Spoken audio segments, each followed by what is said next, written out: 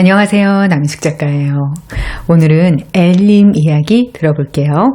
저는 요즘 모임에서 취향을 이야기하다가 쎄한 느낌을 받고 있습니다.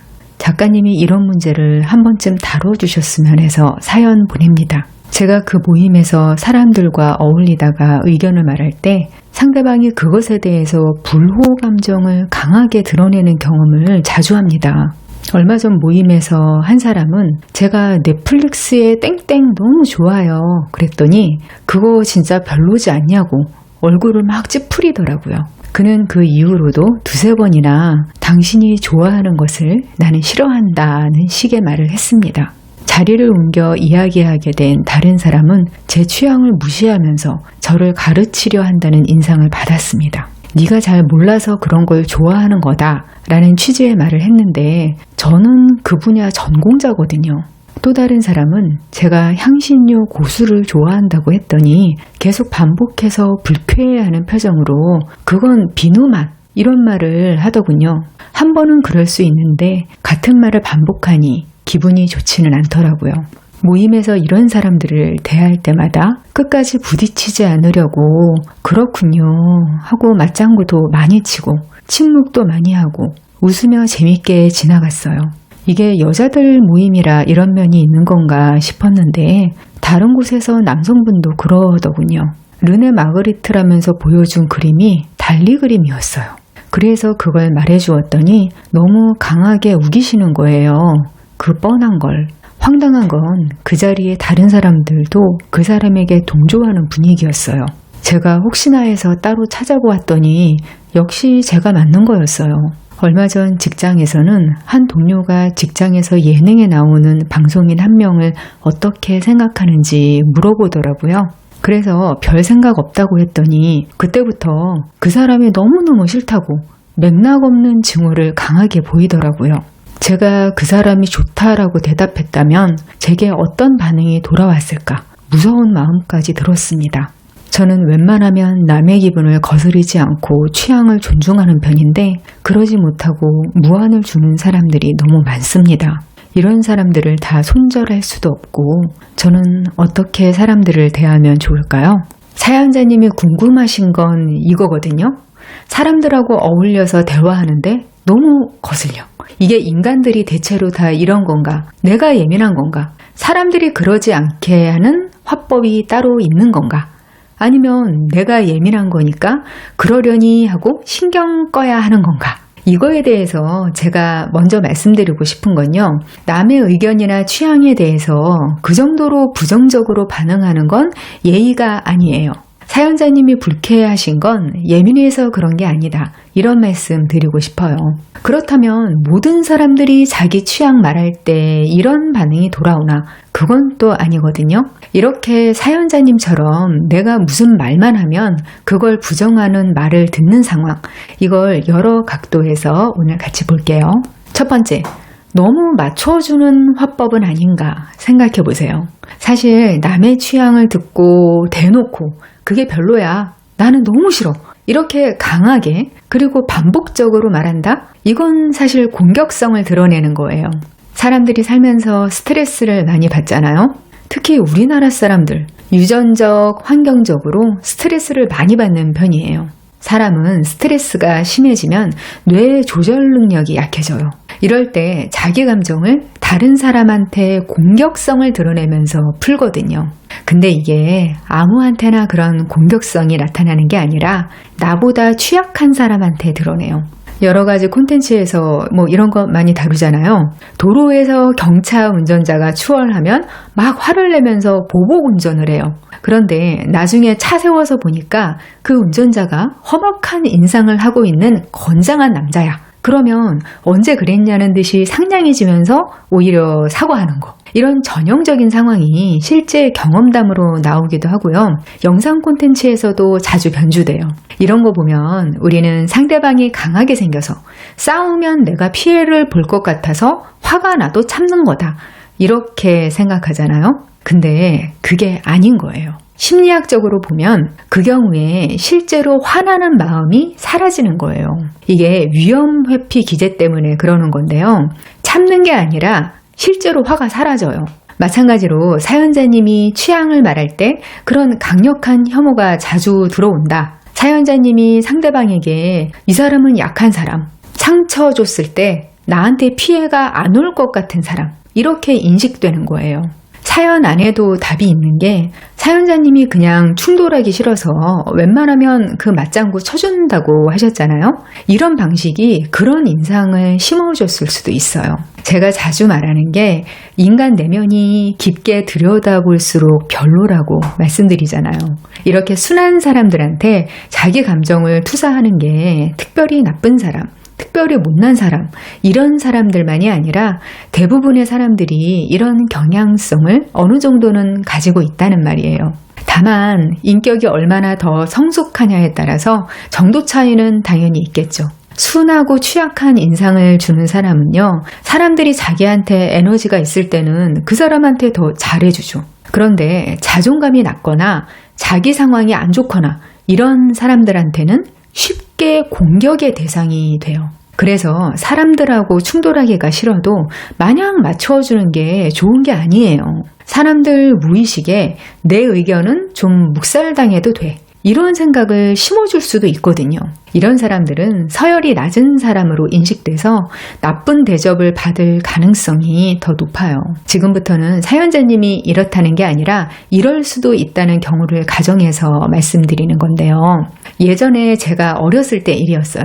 제가 당시에 신인이었던 어떤 배우가 좋다고 말했더니 제 친구 중 하나가 제 눈이 발바닥에 달려있다고, 어떻게 그렇게 못생긴 사람을 좋아할 수 있냐고 그 얘기가 나올 때마다 여러 번 심하게 얘기했어요. 수준이 낮다는 식의 말도 들었어요. 근데 나중에 그 배우가 정말 주연급으로 대성공했어요. 저는 아무 생각이 없었을 때니까 그냥 누가 보기에는 그럴 수도 있나 보다, 이러고 말았어요. 지금 생각해보면 제가 그 관계에서 서열이 낮았던 거예요. 부족할 것 없는 사람인데 왜 사람들이 저 사람을 쉽게 볼까? 이런 분들한테는 몇 가지 공통점이 있는데요. 자기 의견이나 취향을 말하지 않고 상대방한테 맞춰주려고만 해요. 이러면 무슨 일이 생기냐면 상대방은 별 생각이 없는데 나는 힘들어, 이런 상황이 계속 누적이 되는 거예요. 그러면 참았다가 나중에 더 이상 못 참게 됐을 때 한꺼번에 표현하게 돼요. 이러면서 사람들하고 사이가 안 좋아지더라고요. 이럴 때 상대방 마음은 어떠냐면 의견이 없는 사람, 취향을 표현하지 않는 사람이라서 만만하게 봤단 말이에요. 그래서 그 의견을 뭉개는 행동을 더 반복해요. 그런데 한 번씩 그런 나를 비난하는 것 같은 말을 하잖아요. 그러면 더 화가 나는 거예요. 제가 예전부터 관계를 다룰 때 말씀해드리는 비유가 있는데요. 망고 같은 사람이 된다고 생각하자, 이거예요. 그 숙성된 망고를 보면 너무 부드럽고 말랑말랑하잖아요. 그래서 잘못 손질하면 물크러져서 먹기 힘든 상태가 되기도 해요. 그런데 그런 물렁한 과육을 조금만 먹으면 아주 거대한 씨가 들어있죠. 거의 왕갈비 먹을 때 나오는 갈비뼈 수준이에요. 겉보기에는 부드러워 보이면서 조금만 대화해보면 자기 중심이 뚜렷한 사람, 이런 사람으로 보이면 사회생활에서도 인간관계에서도 훨씬 편해져요. 가끔 너무 상처를 받아서 속살을 숨기려고 겉껍질만 딱딱하고 거칠게 만드는 사람들이 있어요. 비유하자면 수박 정도 될까요? 근데 이렇게 하면 문제가 뭐냐면요, 사람들이 자꾸 껍질을 깨려고 들어요. 겉보기에 단단해 보이니까 함부로 대해도 괜찮을 거라고 생각하는 거죠. 이런 경우는 압력이 커져서 껍질이 깨지면 정말 치명적으로 상처를 받게 돼요. 정리해보면 내가 무슨 말만 하면 사람들이 반대 의견을 내보인다? 그러면 내가 지나치게 수용하는 태도만 보이는지 이것도 생각해 보시라는 거예요. 이게 단순히 내 취향을 부정당하는 거에서 그치는 게 아닐 거예요. 두 번째, 그 집단에서도 문제를 찾아보세요. 사연에서 사례가 여러 가지 나오는데요. 한 모임에서 세 사람이 자기 취향만 내세우는 식으로 말했어요. 그런데 나머지 사례들은 각각 성격이 좀 다른 케이스로 보이거든요. 어떤 남자분이 뻔한 걸 맞다고 우겼다고 했잖아요. 이건 너무 흔하게 일어나는 일이라 여기 포함이 안 돼요. 제가 성별에 따라서 다른 경향성을 말씀드리면 다 같은 사람인데 왜 차별하냐 그러시는데요. 다르다는 걸 말하는 게 차별이 아니라는 거 이제 구분할 때도 됐어요. 유전자가 다르고 나오는 호르몬이 다른데 어떻게 기본적인 경향성이 같겠어요? 남성들은 공격성이 여성보다 더 강한데요. 이게 자기 확신 문제하고 관계가 깊어요. 내가 틀린 걸 남이 지적하는 거. 이걸 정말 못 받아들여요. 이게 여자 입장에서는 너무 이해가 안 되기 때문에 연애나 결혼에서 충돌이 일어나는 경우가 흔해요. 요즘은 내비게이션이 잘 나오니까 그런 일이 거의 없는데 예전에 여자들이 정말 이해하지 못하던 게 운전할 때였어요. 왜 내 파트너가 길을 못 찾는 것 같은데 다른 사람한테 물어보지 않을까? 전에 제가 어떤 모임에서 말을 하다가 잘못된 정보를 말한 적이 있었어요. 그게 틀렸다는 걸 확인했을 때 옆자리에 있던 어떤 남성분이 막 웃으면서 저를 놀리더라고요.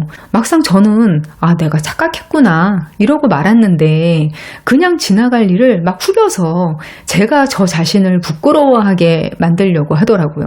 그건 반대로 생각하면 자기가 틀렸다는 것도 못 찾는다는 거죠. 그 자리에 있던 다른 사람들은 왜 동조한 거냐 이렇게 생각하시는데요. 우기는 데에는 장사 없어요. 누가 너무 자신 있게 뭔가를 말하면 사람들은 웬만하면 그 말이 맞나 보다 생각하죠. 진실이 중요한 게 아니라 내가 한 말이 부정당했다는 사실이 더 중요한 경우가 많아요. 그런 분들은. 이게 일할 때는 그렇게 드러나지 않는데 관계가 사적일수록 이런 모습이 보이거든요.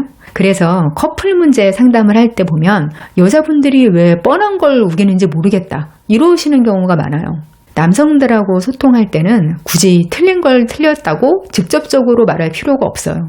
그리고 회사에서 동료가 어떤 연예인이 싫다고 너무 과격하게 불호를 드러낸다고 하셨는데요. 내가 그 연예인 좋다고 했으면 반응이 끔찍했을 거다. 이렇게 말씀하셨어요. 근데 아마 그러셨으면 그렇게 불호를 표현하지 않았을 가능성이 높아요. 사연자님이 별 생각 없다는 식으로 말씀하셨으니까 자기 불호를 표현해서 뭔가 공감을 받고 싶은 거죠. 저는 이 경우는 그분이 사연자님을 친근하게 생각하는 상황일 수도 있는 것 같아요. 근데 초반에 말씀하신 그 모임, 그게 문제예요. 제가 사람 본성이 상대적으로 취약해 보이는 사람한테 그 취향이나 의견을 부정하는 성향을 보인다. 이렇게 말씀드렸는데요. 이게 본능이라도 대개는 이러지 말아야지 하고 예의를 지켜요. 가끔 사회화에 문제가 있는 사람들이 이런 걸 드러내는 건데요. 이런 사람들을 한 자리에서 3명을 만났다는 건 그 모임에 나오는 사람들이 그렇게 다듬어진 사람들이 아닌 것 같다. 아니면 너무 자존감이 낮아서 조절이 안 되는 사람들이 모인 것 같다. 이렇게 짐작이 되는 거죠. 사연자님은 원래 사람들이 이런 건가 하고 회의감을 느끼시는 건데 하루 사이에 이런 일을 3사람한테 한꺼번에 당하는 게 그렇게 통상적인 게 아니에요. 제가 사연자님 연령대를 잘 모르겠는데요. 만약 30대 이상이시고 그 모임 사람들도 그 정도라면 당분간 그 모임 안 나가시는 걸 권하고 싶어요. 20대, 많이 봐서 30대 초반까지는 아직 사회화 과정이라서 태도를 다듬지 못해서 그럴 수 있어요. 그렇다면 서열 문제가 작용했고 내가 태도를 좀 다듬어서 이제부터는 나를 보호하는 방향으로 처신해야겠다. 이러면 돼요. 그런데 그 이상 나이대인데 한 모임에서 그렇게 말하는 사람들을 한 자리에서 3명이나 만난다? 이거면 도망치셔야죠. 잘못하면 정서적으로 큰 피해를 입으실 수도 있어요. 한동안 그 모임을 쉬시면서 관계를 바라보는 시각이 어떻게 바뀌는지 한번 관찰해 보세요. 이 문제 한번 잘 생각해 보시고 고민의 실마리를 얻으시면 좋겠어요. 고민 사연은 네이버 카페 어른성장학교 고민 게시판에서 받고 있어요. 저는 다음 이 시간에 여기서 만나요. 기다릴게요.